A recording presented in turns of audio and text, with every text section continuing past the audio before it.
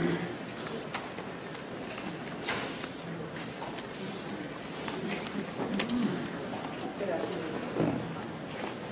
afternoon.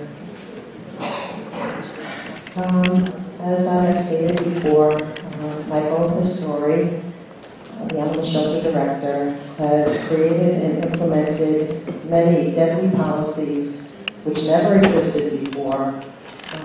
Each and every one of them putting the animals at a further distance, particularly the one he created recently that prohibits kennel enrichment, which has taken place for decades behind Kennel 3. And when I inquired about that, Ms. Petrie responded and justified that new policy,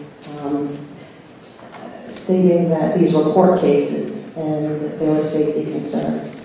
And I quote, she said, "Dogs that are subject of legal cases are not available for public view." This makes the latest charade of the animal shelter even more appalling, because although advocates are well aware that these policies are nothing more than excuses which enable secret killing, you allow these policies, you justify them, you've explained them, yet you broke these policies by exploiting those dogs from that court case.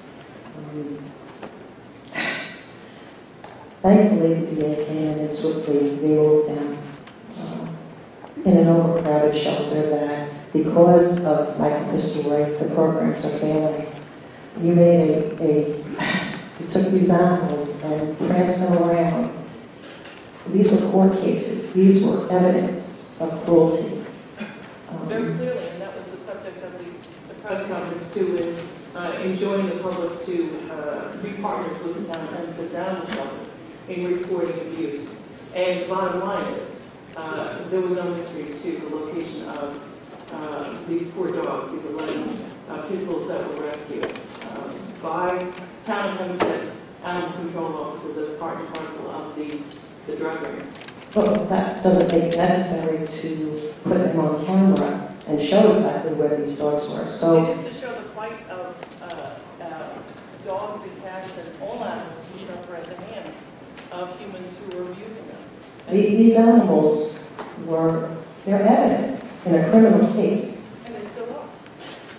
And just weeks before that, people from an alleged crime ring broke into an animal shelter to get their dogs back.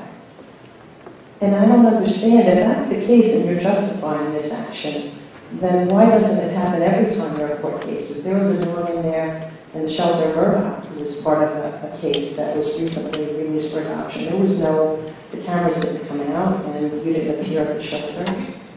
We've had any number of press conferences over my 12 years as supervisor to highlight the plight of dogs, usually large groups of dogs that have been rescued from either animal rings, dog fighting rings, neglect scenarios. We've had many press conferences, as a matter of fact, over the years. And as a result of those press conferences, I'm delighted to say, usually the dogs who have been resocialized, who are available for adoption to families, get adopted very quickly because of the highlighted awareness that we bring to the public and bring to the plight of these dogs. I think what makes this case different is that these dogs have been allegedly laced with drugs from a blood gang. It was not supposed to be exposed to the public. I find it appalling that you would do anything other than apologize for putting an entire shelter staff at risk. There's nothing to apologize. The public at risk.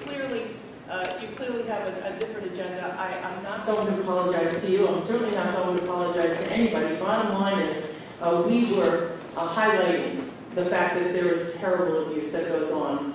And what I'm highlighting is you clearly have an agenda. And your agenda is to exploit our animals and use them for your personal gain in your campaign.